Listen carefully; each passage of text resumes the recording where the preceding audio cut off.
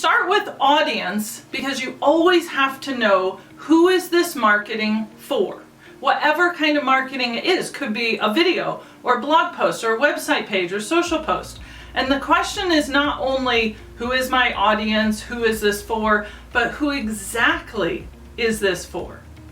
That can change what comes next, so you need to know it first. When you're looking at your audience, remember that the client is the hero. You're the guide.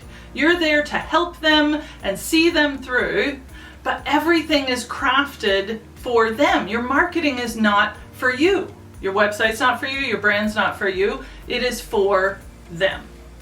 When marketing is done well, your ideal person comes to it and says, oh, that is for me. That describes me. And they feel a connection to it, and it helps them take action faster. The more generic or broad your audience is, the harder it is for them to make that determination. For example, if your website says we serve small business clients, there's very few people in this world who are going to say, oh my word, I cannot believe they knew that that was me. It's too broad, it's too general.